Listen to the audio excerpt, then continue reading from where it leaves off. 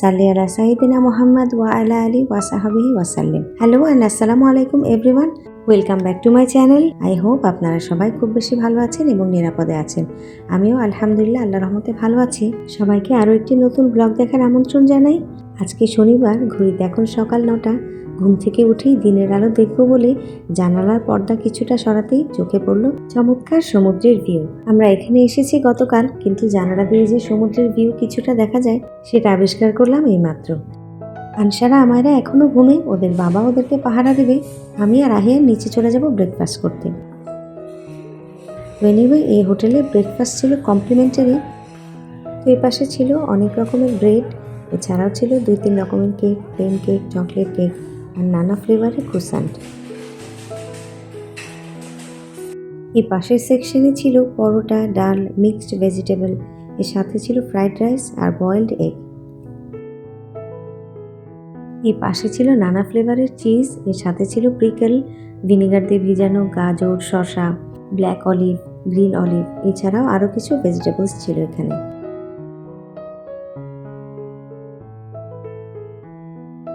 টক দই এখানকার নাস্তার একটি অন্যতম জনপ্রিয় আইটেম। আর এই পাশটায় ছিল অনেক রকম ফ্লেভারের ইয়োগার্ট।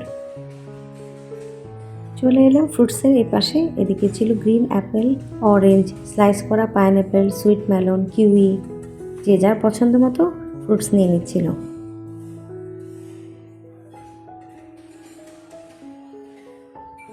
আর এই পাশে ছিল সালাদ।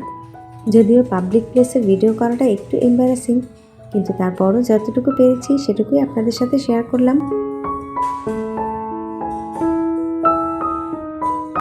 এরপর চলে এসেছি আমার প্রিয় সেকশন, চা কফির সেকশনে। এখানে ছিল র টি, মিল্ক টি, এছাড়াও কফি। সকালবেলা 1 কাপ চা কফি ছাড়া তো আমার দিনই শুরু হয় না, তাই নিয়ে নিলাম 1 কাপ কফি। এরপর চলে এসেছি জুসের সেকশনে। এখানে ছিল ফ্রেশ অরেঞ্জ জুস আর অ্যাপেল জুস। আমি নিয়ে নেব একটু অ্যাপেল জুস, আর আহিয়ানের জন্য নেবে একটু অরেঞ্জ জুস।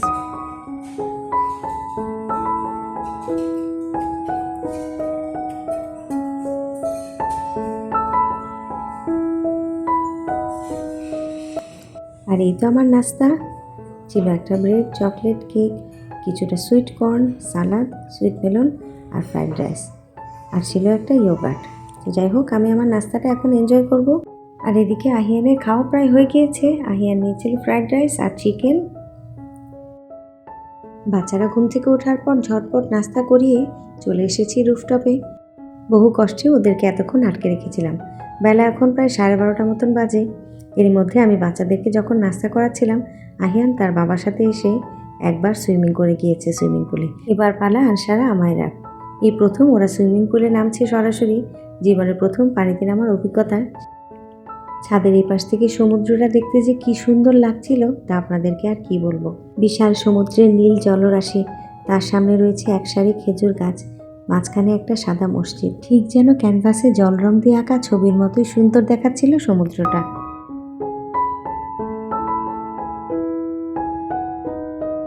সমুদ্র দেখতে দেখতে এতটাই মুগ্ধ হচ্ছিলাম যেন কিছুক্ষণের জন্য আমি হারিয়ে গিয়েছিলাম।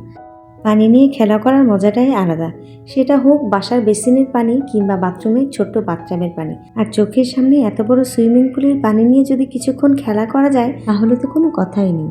আমার মতো ছোট্ট বাচ্চা যাদের ঘরে আছে তারা অবশ্যই এই বিষয়টা অনুধাবন করতে পারবেন, আমি নিশ্চিত। যাই হোক, বাসায় হাত ধোয়ার নামে ঘন্টার পর ঘন্টা বেসিনের কল ছেড়ে রাখা, কিংবা কাপড় চোপড় ভিজিয়ে ফেলা, কিংবা বাথরুমে গোসল করতে গিয়ে আধা ঘন্টার আগে বের না হওয়া, এই সবগুলোই আমার বাসার নিত্যদিনের চিত্র। তবে যাই হোক, পানি নিয়ে খেলতে খেলতে অনেক বড় রকমের দুর্ঘটনাও ঘটতে পারে। সবসময় বাচ্চাদেরকে চোখে চোখে রাখার চেষ্টা করবেন। তো যাই হোক, আজকে আপনাদের সাথে একটা অভিজ্ঞতার কথা শেয়ার করি। আহিয়ান তখন খুব ছোট, প্রায় 1.5 বছর বয়স। আহিয়ানের বাবার এক বন্ধুর বাড়িতে বেড়াতে গিয়েছিলাম। তো আমি তো ভাবির সাথে গল্প করছিলাম, আহিয়ান খেলছিল ওই ভাইয়ের মেয়ের সাথে। তো যাই হোক, এরই মধ্যে কিছুটা সময়ও পার হয়ে গিয়েছে। অনেকক্ষণ চোখের সামনে না দেখে আমি খোঁজাখুঁজি শুরু করে দিলাম। শেষ পর্যন্ত তাকে পাওয়া গেল বাথরুমে। বাথরুমের কল ছেড়ে বালতির পানিতে ওই ভাইয়ের মোবাইল চুবিয়ে সে মজার খেলা খেলছিল। এরই মধ্যে জামা কাপড় সবই ভিজিয়ে ফেলেছে। বালতির পানিতে চুবিয়ে আহিয়ানের বাবার বন্ধুর মোবাইলটা নষ্ট করে ফেলেছিল। সেবার খুব লজ্জা পেয়েছিলাম জানেন। বেলা প্রায় 3:30টার দিকে আমরা হোটেল থেকে চেক আউট করে বের হয়ে যাচ্ছি। এখানে ইউজুয়াল চেক আউট টাইম 2:30টায়। যেহেতু গতকাল আমরা কিছুটা দেরি করে চেক ইন করেছিলাম, তাই জন্য 1 ঘন্টা পরে আমরা চেক আউট করেছি। তো এখন যাচ্ছি হাফ মুন বিচে, সেখানে কিছুক্ষণ সময় কাটে রওনা হব রিয়াদের দিকে। তো যাই হোক, আমার সাথেই থাকুন, দেখতে থাকুন ভিডিওটি শেষ পর্যন্ত।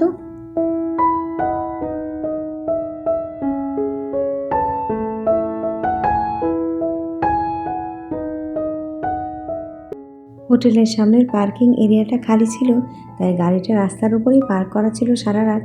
বৃষ্টি করে দেখুন গাড়িটার কি বেহাল দশা। প্রথম যখন আমি সৌদি আরবে আসি, রাস্তায় গাড়ি পার্ক করা দেখলে আমি এতটাই অবাক হতাম, বারবার হাজব্যান্ডকে জিজ্ঞেস করতাম গাড়ি রাস্তায় রাখা নিরাপদ কিনা, কোনো কিছু চুরি হওয়ার সম্ভাবনা আছে কিনা। কিন্তু ধীরে ধীরে দেখলাম সবাই সবার বেশ দামি দামি গাড়ি রাস্তাতে পার্ক করে রাখে। আলহামদুলিল্লাহ, কখনো কিছু চুরি হয় না। গাড়ি নিয়ে খুব একটা টেনশনের দরকার পড়ে না। তাই কেউ যদি আমাকে জিজ্ঞেস করে প্রবাসী হিসেবে কেন সৌদি আরবকেই বেছে নিলাম, আমি চোখ বন্ধ করে বলতে পারি, এখানে চুরি, বড় রকমের ডাকাতি, হানাহানি, অযথা গণ্ডগোল, মারামারি এসব আমি গত কয়েক বছরে খুব কম দেখেছি। জানেন, হয় না যে একদম তা না, যেটা হয় সেটার ইনসিডেন্সও খুব কম। আর একটা বিষয় এখানে লক্ষ্য করার মতো, সেটা হলো সবাই পুলিশকে ভীষণ ভয় পায়, আর নিয়মকানুন যথেষ্ট করা। রুলস রেগুলেশন কিছুটা 19-20 হয়ে গেলেই গুনতে হয় বেশ বড় রকমের জরিমানা। যাই হোক, এরই মধ্যে গল্প করতে করতে চলেও এসেছি হাফ মুন বিচের প্রায় কাছাকাছি। এখান থেকে হয়তো আর 5 মিনিটের রাস্তা। আমাদের হোটেল থেকে দেখাচ্ছিল 25 মিনিটস। আজকের আবহাওয়া ছিল দারুণ চমৎকার। এপ্রিল মাসে খুবই গরম পড়ে, কিন্তু গত রাতে বৃষ্টি হওয়াতে গরমের ভাব একদম চলে গিয়ে চারিদিকে একটা ঠান্ডা হাওয়া বইছিল। আমি এখন দাঁড়িয়ে আছি হাফ মুন বিচে। এই বিচ সৌদি আরবে one of the most famous attraction আর এন্টারটেইনমেন্টের জায়গা। প্রচুর ট্যুরিস্ট আসেন এই জায়গাটা ভিজিট করতে।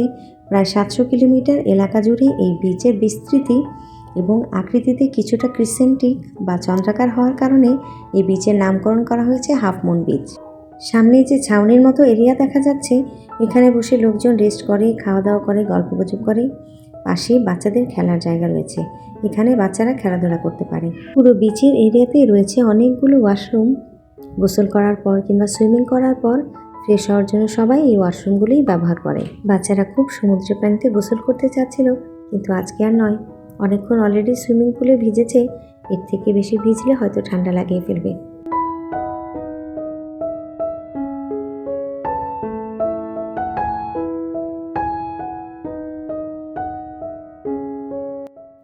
বাচ্চাদের মতো আমারও খুব ইচ্ছা করছিল টুক করে গিয়ে একটু সমুদ্রের পানিতে গোসল করে আসি। এর আগে 2019 সালে আমরা যখন এসেছিলাম, আহিয়ান তখন লাফালাফি ঝাপাঝাপি করে বেশ অনেকক্ষণ গোসল করেছিল এই সমুদ্রের তীরে, কিন্তু আজকে আর নামতে দিলাম না, যদি না আবার ঠান্ডাটা লাগিয়ে বসে এই ভয়ে।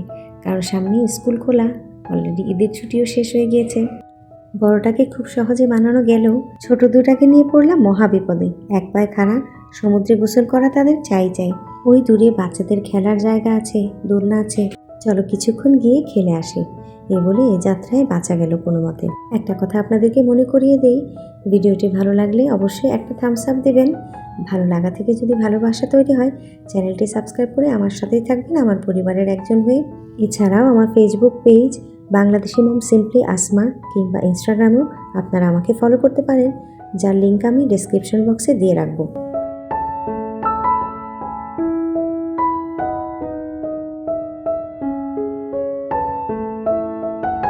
তাই এই বিশাল সমুদ্রের স্বচ্ছ ঠান্ডা পানিতে নিজের পা দুটো ভিজিয়ে গোসল করার স্বাদ কিছুটা হলেও মিটিয়ে নিলাম। এই বিচে দাঁড়িয়ে সমুদ্রের বিশালতা আমি মুগ্ধ হয়ে দেখছিলাম। কতই না সুন্দর আল্লাহ তাআলার সৃষ্টি।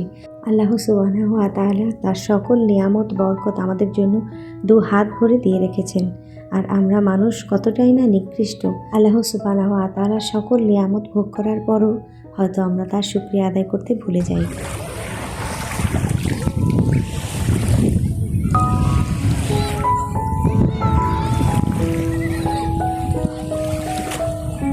এমন করে চোখের পলকে কেটে গেল 2টা দিন। এরই সাথে শেষ হয়ে গেল আমাদের ঈদের ছুটি। আগামীকাল থেকে শুরু হয়ে যাবে কর্মব্যস্ত ডেইলি লাইফ। অসম্ভব ভালো কাটলো আমাদের এবারের ঈদের ছুটি, সাথে জীবনের ঝুড়িতে জমা করে নিলাম কিছু সুখস্মৃতি। তো যাই হোক, আর কিছুক্ষণ পর আমরা রওনা হব আমাদের বাড়ির দিকে।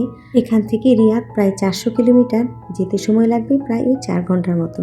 তো যাই হোক, আজকের ভিডিও এই পর্যন্তই। ভিডিওটি কেমন লাগলো আমার কমেন্ট বক্সে কমেন্ট করে জানাতে পারেন। আমি আসমা আপনাদের সবার কাছ থেকে আজকের মতো এখানেই বিদায় নিয়ে নিচ্ছি। খুব খুব শীঘ্রই দেখা হবে পরের একটি ব্লগে। ততক্ষণ পর্যন্ত আপনারা সবাই খুব বেশি ভালো থাকবেন। আসসালামু আলাইকুম, আল্লাহ হাফেজ সবাইকে।